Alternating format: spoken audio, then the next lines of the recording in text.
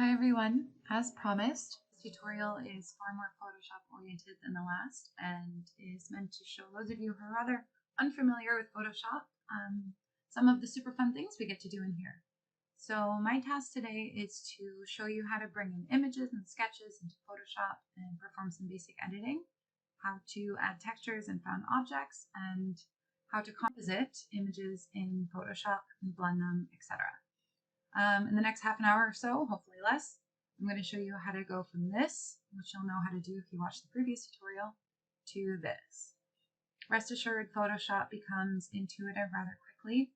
I came into my first year having never touched the program in my life, and the following year I'm teaching all of you wonderful people, so have some faith and be calm and just keep practicing. Between Sammy and Stephanie and myself, we'll make sure that your skills and techniques are as well-rounded as possible when you leave us in December. So let's open the program and we'll get started. Okay, so now that you've got Photoshop open, you can go ahead and navigate to your asset folder or your file folder where you'll be storing the assets that you're going to be using during this session. So you can open whatever you want, if it's a plan or if it's a section, maybe it's just some line work or a visualization from Rhino. Maybe it's an illustration that you've done. I'm going to use an illustration that I've done, and we're just going to go ahead and drop it in. So the first thing I'm going to do is check the canvas size here and just make sure the document size is okay. I'm switching to inches because that's my preferred method of measurement. That seems okay. But what I want to do is actually hit C, which is the crop command, and that's going to help me change the canvas size so I can add a little bit more space up here for some sky detail a little bit later on. So before we get any further in the document, I want to make sure that I've got my assets organized as I bring them in. So I'm going to start by just selecting this button here, which is going to allow me to make some groups for all of the files that I bring in. And then I'm going to name them accordingly for, vegetation, planting, paving, etc.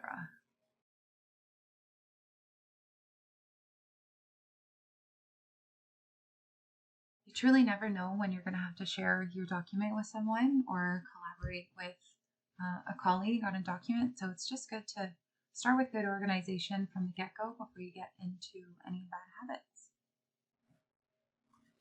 Next up, we're going to start removing a few areas of the background image so that we can bring in some skies and some backgrounds and some ground materials and just have some space to work with here. So what I'm going to do is select the background, unlock it so I can manipulate it, and then I'm going to hover over to the magic wand here, and that's going to allow me to select a full area that I want to delete.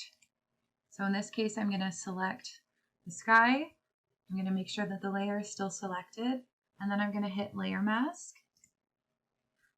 And of course, I forgot to invert the selection, so I'm going to press Control Z, and then I'm going to press Control Shift I, and that's going to get rid of the area that I selected as opposed to what was left, and then hit the Layer Mask button again. There we go. So I'm going to do the same thing with this ground section here. So I'm just going to select that, but instead of hitting the layer mask, since it's already selected, I'm actually just going to hit delete. And as you can see, it sort of showed up in that section there. And I'm going to hit Control D to deselect, and then I'm going to go ahead and do the same thing with this little area here, pressing Shift to make sure that I'm adding to my selection, and then again hitting delete while I'm on the layer mask selection, and Control D to deselect.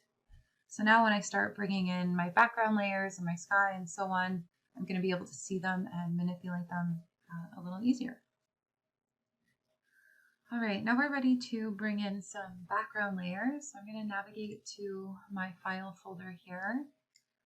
Now I put these together just for this specific project, but you would probably be navigating to the folder that Stephanie gave all of you, and it has been my biggest saving grace for the last entire year. So please use it and add to it and do yourself a favor. I'm going to use this, where is it? This little lilac wallpaper texture here, and I'm just going to drop that in and hit enter. If you want to move something around, you can hit this button here, and if you're on a different tool, I don't know, say the magic wand, but you want something else, you can hit V, and that'll bring you back to the move tool, just so you know. And I think it's a really nice texture. I think the grain is fine, but what I'm not loving is that it's got these vertical sort of stripes here. So I want to change that. And what I'm going to do is select the lilac layer, go to Edit, Transform, and rotate 90 degrees clockwise. I guess I could do counter, doesn't really matter. And notice that just changed the orientation of those stripes there. I'm going to move it over to the corner, hit Control T for transform, and that allows me to change the size. And then if you press Shift, you can manipulate it or distort it less uniformly. All right, so I'm going to make sure that this is on the appropriate layer, which would be background. I'm going to drag the background down to the bottom there. And I'm noticing that I have this purple area here that I'm not really interested in. So what I'm going to do is select the line work layer, go back to the magic wand. I'm going to make sure that that whole area is selected, and then I can go to the lilac wallpaper. But instead of hitting layer mask, I'm just going to delete it because I know that I don't want to see it again. So great, learning opportunity. This says that I can't edit the smart object because it's not directly editable. So I can hit OK. I'll go ahead and right click, deselect. I'm going to right click on that, and I have to rasterize the layer. So the rasterize layer essentially just turns whatever you brought in into pixels so that they can be recognized by Photoshop and edited. I'm going to go ahead and do that again. Magic wand, which is also the W. Select that, hit the wallpaper, and delete. And then I'm going to do the same thing here, pressing Shift, and then we'll go ahead and delete those as well. Great. All right, now I'm going to bring in the sky layer, which is this blue bath cloud something or other wallpaper, and press Enter, or Control T to transform it. I'm just going to leave it somewhere like that. Now, I'm obviously not happy with this shape, so I'm going to try something else here, the elliptical marquee, which will give me a circle. And I'll hit Shift to make sure that it stays uniform, but that's not exactly where I want it. All right, now I figured out what I wanted, and I can go ahead and hit the layer mask tool, and there I go, I've got my sky. Now it's feeling a little baby's bedroom for me, so I'm going to add a little texture on top. So what I'm going to do is right click here and go up to blending options. And for this one, I think I'm going to add a pattern overlay. So I'm going to go ahead and click on this pattern overlay, and I'm going to go into my folder ARC515. I'm going to show you how to add that. Actually, maybe we should do that now. Let's go to Window. We'll hit Patterns. So I've already got mine loaded in here. What you're going to do is hit here, these 3-4 lines, go to Import Patterns, and then you can navigate to Stephanie's CAD Graphics folder, Photoshop, Actions, Pattern, and Brushes, and you can go ahead and load that in. It'll take a sec, but it is absolutely 100% worth it. And then I'm going to go ahead and go back to those blending options. So I'm on my pattern, definitely don't want that one. So I'm going to go for, I don't know, this tweed type thing. You can play with the opacity and you can see how that's going to manifest here as long as you've got preview on. I'm okay with something like that. You can also adjust the scale of what that's going to look like. Again, if you've got your preview on, you can see it no problem. I'm going to leave it somewhere like that, and I'm fine with the angle, which is on 90 degrees, but you can go ahead and sort of move it around like that in whichever way you want. Back in, and I'm going to hit OK. So in the off chance that the folder that Stephanie gave you doesn't actually have the texture you're looking for, you can go ahead and pull whatever you want off of Google, and then you can save it and bring it into a new window. And then what we can do is hit Control A to select the entire texture.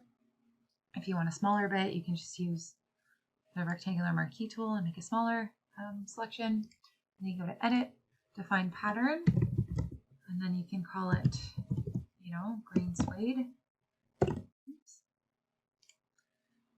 Okay, and then that'll save it to your pattern library, so you can close that. And then we can go back to our blending options here. And I definitely don't want to change this to green suede, but you can navigate down here. And I haven't put in my ARC 515 folder, but they're both there. So that would be how that works. Okay, filling the pool is going to be a fairly simple task, so we'll do that quite quickly. I've got this beautiful seascape, something or other here. As you can see, it's already sort of associated with a nice perspective. So instead of distorting it, which I will show you with the floor in a minute, I can actually just bring the image right in and make sure that it's the right size. I'm just going to quickly lower the opacity so I can see that's exactly where it needs to be. Great. I can hit enter. And then what I'm going to do is turn it off. Select the line work layer again. I'm going to use that handy magic wand, and I'm just going to go ahead and select all the areas of the pool, hitting Shift to make additional selections. And get that little guy in there. And then I can turn this on. I can hit it, click it, and then hit a layer mask. There you go. We've got ourselves a pool texture. So I recognize that there are some instances where the magic wand tool is not appropriate, and that's often when you don't have a closed polygon, so you wouldn't be able to select the interior pixels of an object, obviously because it's not closed. So I brought in that texture again, and I'm just going to show you how you would do that a different way. So you can hit the polygonal lasso or L. We'll just use this tiny little area here. And so instead of using the magic wand, you can select the boundary, double clicking to close, and then we would just turn it on, do the exact same thing, select, hit the mask, and you've got yourself an eighth of a pool.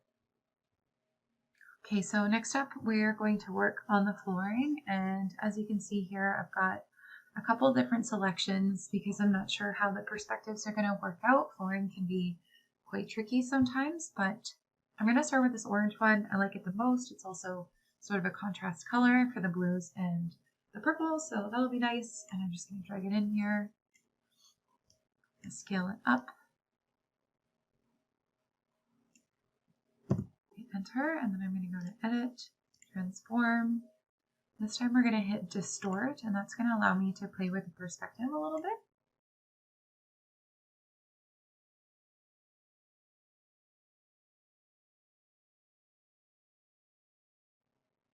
So we obviously can't leave the ground layer like this, so we're going to have to sort of position it correctly. So I'm going to turn that off, and then I'm going to select the magic wand tool again on the line work layer. I'm going to select that area. This time I'm going to make sure that I've got all the smaller spaces selected too, where you would see the tile.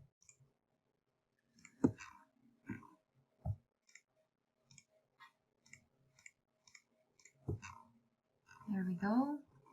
And this is sort of, it's not a long selection, but it's definitely not the simplest. And there's a way that you can maintain a selection, and I find it a pretty useful tool. So you go up to select and save selection, and I'm just going to name this, paving trace or something like that. And then if I need it later, I can always go back in and get it, which is great. And I'm going to hit this, make sure it's selected, and then hit the layer mask tool. So my intentions there were good, but my execution was way off.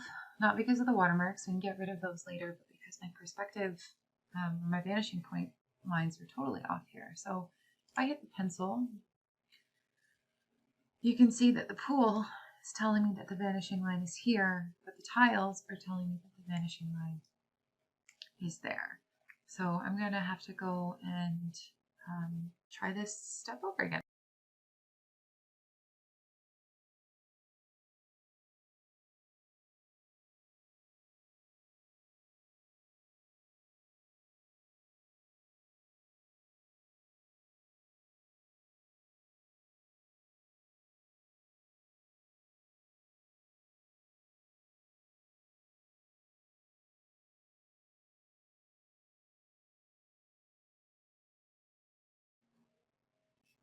All right, so I'm going to turn this particular layer off for a second, and we're just going to work with this one. I was lucky enough to make that save selection earlier, so I'm just going to go ahead and load it by first clicking on the line work layer. I'm going to hit select, load selection, and then I can just scroll down there to my paving trace. And then if I go ahead and hit that paving layer, then I can just create a layer mask, and we've got exactly what we want, except the vanishing points make sense this time.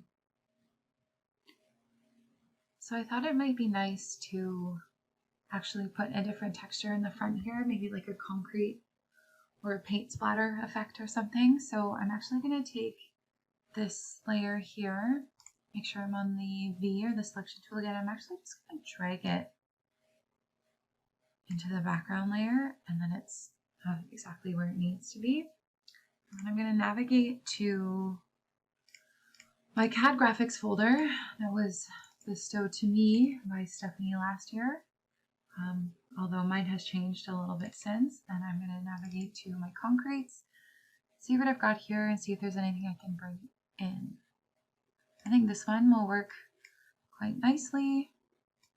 I'm going to bring it up to the front here, put it into my paving layer. Yeah, that looks all right. So I know I don't need these grasses, so I'm just going to go ahead and select that bit as well as that. And I'm going to delete them. Surprise, surprise. Rasterize. Delete them. And I'm going to press deselect. And then again, we can go to Edit, Transform, Distort. And then I can play with that a little bit.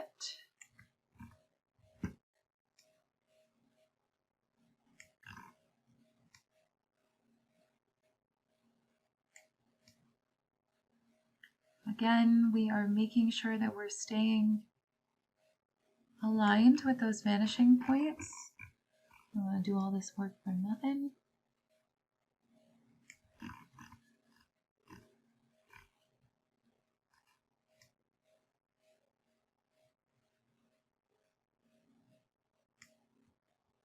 And hit enter.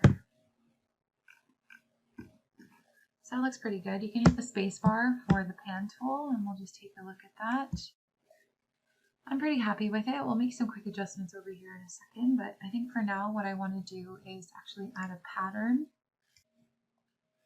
So I know I've already showed you how to import a pattern, but I know that it takes more than one time to sort of understand a workflow. So we're going to do it again. I'm going to navigate to my folder, and I've selected this one here, and I'm just going to drag it up into Photoshop. And again, we'll hit Control A to select everything. I'm going to unlock that just in case. We'll go to Edit, hit Define Pattern. I call it Paint Splatter. And I'm going to hit OK. We can close that right up. I'm going to say no to that. And then once we're on the concrete layer there, we're going to go to the blending options. I'm going to select Pattern Overlay. I'm just going to navigate here to that paint splatter. And then we can sort of play with the opacity, the scale,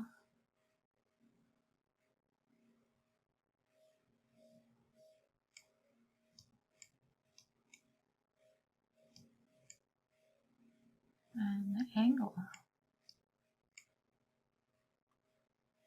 Cool.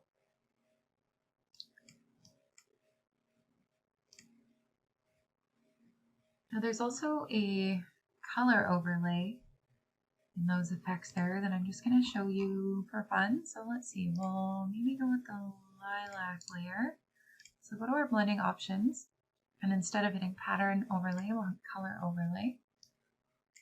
And as long as we're on normal here, we can sort of play with the color that we want to choose here. And we've got preview selected there, so that's great. And you can see that as you drag it down, you can test the colors that you so choose.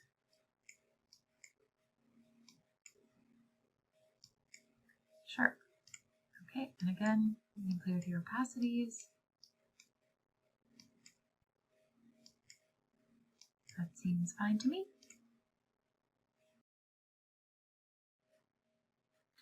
Okay, so I realized I actually moved the line work layer up to the top prematurely, and it actually doesn't belong there because I'm going to be putting some other fills on it. So I'm just going to drag it down here so it's in its right place. The paving can go where it belongs.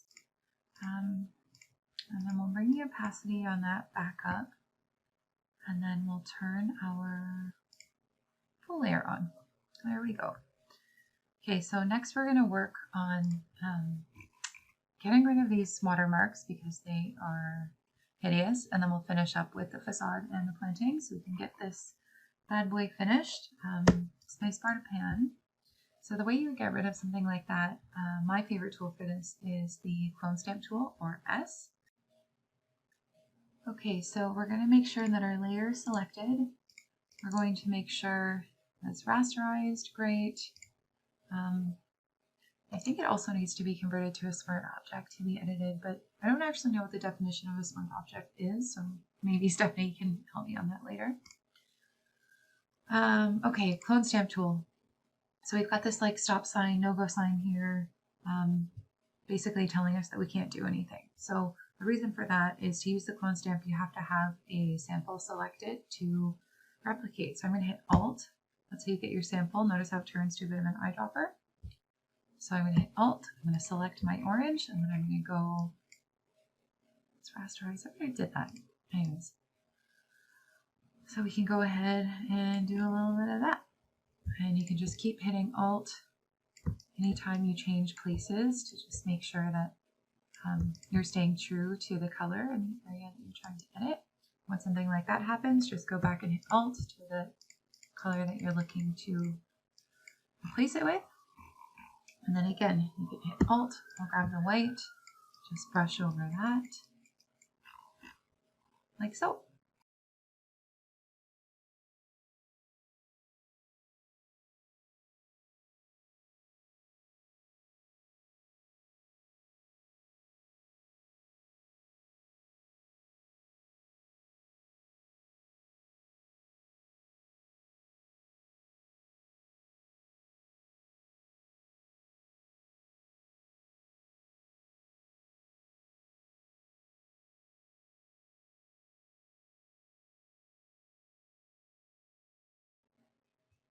Moving on to our last few steps, we're going to drag in some of the textures for the house fill. I really like terracotta, so I'm going to stick with those. I think that's a really nice texture as long as the size works well. And then anytime we enlarge a texture, I just want to make sure that it spans the entire part that I'm trying to fill. So that's great. The texture looks fine. That's pretty nice. I'll bring that one in too. Yeah, I'm good with those textures as well. So I'm going to use this bigger one here for some of the darker elements. I'm going to use that sort of more salmon one for the main fill. I'm going to go ahead and rasterize that because I need to learn from my mistakes at some point. I'll turn those off, and then I'll just select that line work layer. I'll go to my magic wand, and I'll get that filled. Okay. So I'll turn that layer on, hit my layer mask. Fantastic. It's a little dark, but I'll lighten it up. Then we'll hit it again. Magic wand, and hitting shift, so we're getting all those nooks and crannies again.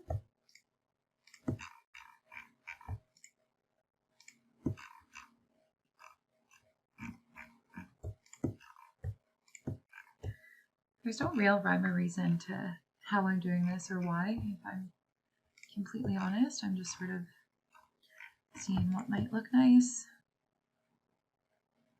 I think that whole area might look nice. So maybe we'll switch to quick selection, keeping shift covered. Oh, that's not what I want. I'm going to control Z there, and I'm actually going to go polygonal lasso. So hitting shift again, so you can see how it changes there. When I hit shift, it's got a plus sign, and then when I take off, it doesn't. So hit shift, and then we'll take that sort of outline there.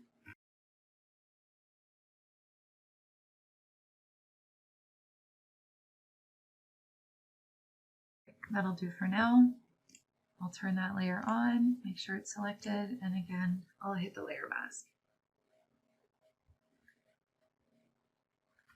Cool. All right, this is starting to look pretty fun, but I'm still a little bored with the house, so I'm going to see if there's anything else that I can pull in that might bring some sort of fun textures to this situation here. So I've got this linen I've always wanted to use, and I feel like now's a really good opportunity. So I'm going to drag that in.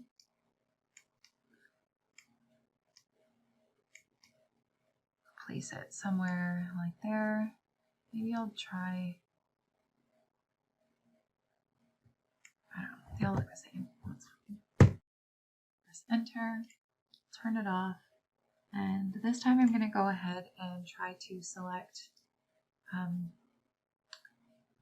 pretty much the entirety of the house there. What's the best way to do that? Maybe the selection.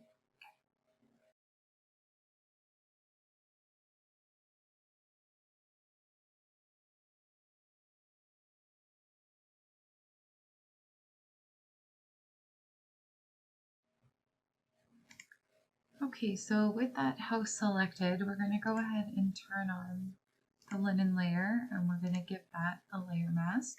That's what I want it to look like, but I can't see any of those black lines from the house, which is not okay. So what we're going to do is select that layer, save the document, because I've had it crash before. I've tried this before. Then we're going to go to select color range, and this allows you to pick a color from your document that you want to isolate or delete or vice versa. We'll play with that a little bit more, but we'll just start with this for now. So I'm going to select the black because that's what I want to keep. So I've got that selected. I'm going to hit my layer mask there. I'm going to rasterize it, and then I'm going to hit delete. Fantastic. So then when I deselect, I've got that cool linen layer on the house there. And then when I go and lower the opacity a bit, I've got this like weird, cool, fun texture on the house. Last but not least, we've got planting and site objects. So let's go ahead and drag some textures in that could be nice for the planting. That's fun. Do that. And a nice overlay. Cool. That's great. I've also decided that I'm going to leave some of the sketched elements because I think it makes for a cool composite. So we're just going to do one side of the planting. So again, selecting the line work layer, we'll hit the magic wand.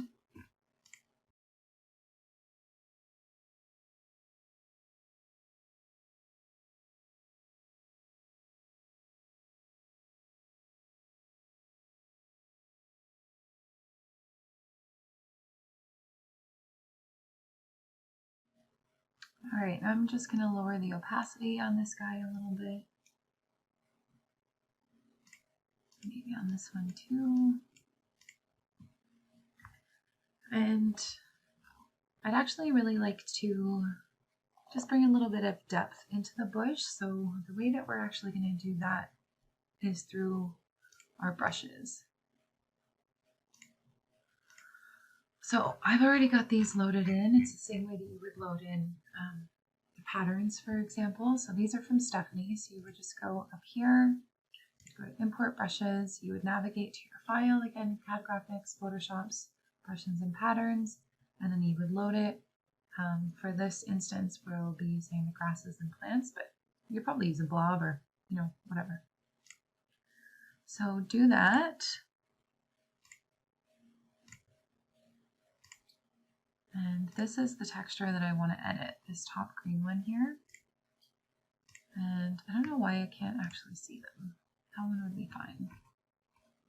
So you can use the lower parentheses to make your brushes smaller, the right parentheses to make them bigger.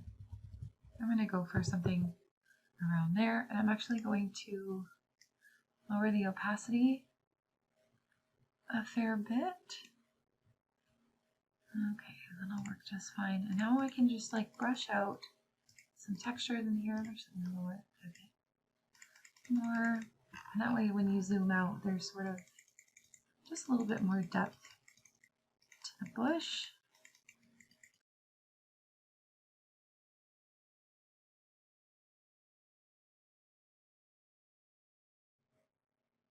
Last up, we've got planting and some site objects. So we'll start with the foreground here.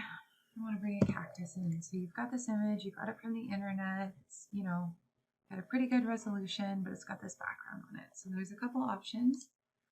First, we go to rasterize to edit, and then we can go to select subject. And if you've got a clean outline, no problem. That's what you're going to do. That's probably what we're going to do. The other option is you can select color range, which is a good way to just select the pixels that are on the outside, and then as long as your layer selected, you can hit delete. Control D to deselect, and there you go. That's fine for now. It actually doesn't matter, so I'm going to hit Control T to transform, and I'll put it, you know, there. Great.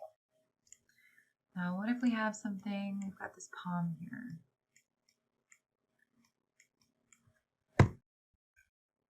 So let's try this again. We're going to rasterize. We're going to select subject. See how that works out. That's pretty good. I'm okay with that. So I'm just going to hit, whoops, Control Shift I to invert. So then once we've got our palm sort of closer, we can go to select, color range, and we'll just color pick. There, we can delete those. Deselect. Yeah, that looks pretty good to me. So we want this in the background. So the palm is going to go to our background trees layer. So we'll put that there. Oops.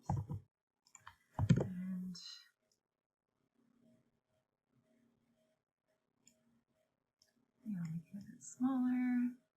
Put this over here like that. It's a little big, but this is not exactly a realistic home now, is it? Sure. What else are we going to bring in here? Oh, definitely a floaty. So that went into background trees, but we want it in site objects. Great. So we're going to do the same thing. Rasterize, select, color range. Nope, I want to keep those white. So we'll deselect and then select subject. Great. Control Shift I for the inverse. We'll delete that.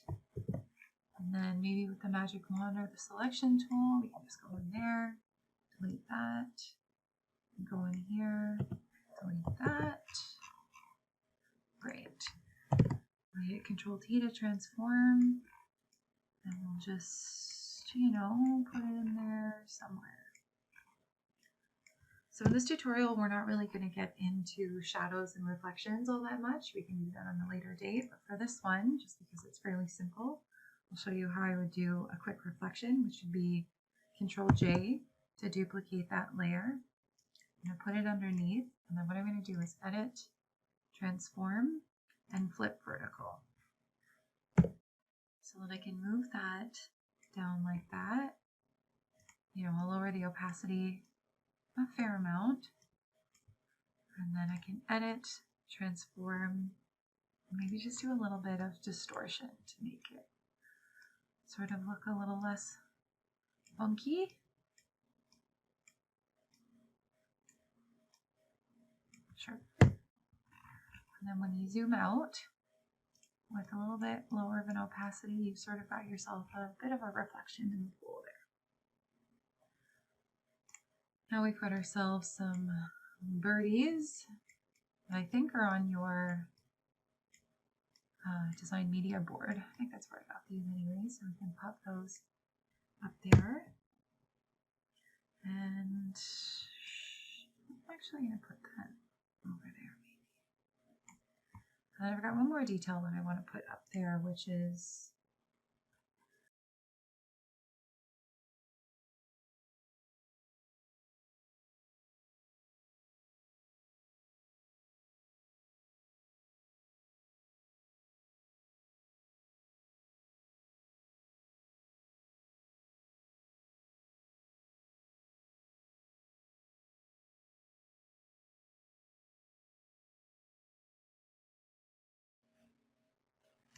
okay, very last step is to populate it with at least a singular person. So I'm going to bring this lovely lady in.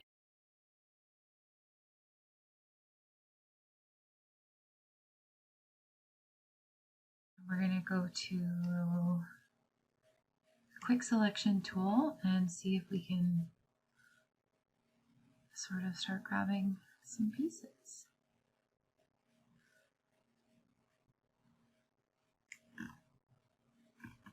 So that'll work for now. I think because of the black and white, I don't necessarily think the select subject would work or the magic wand, so I think this is fine. Look at her hand just in case. She's going to have to be rasterized. Control-Shift-I. We'll delete that.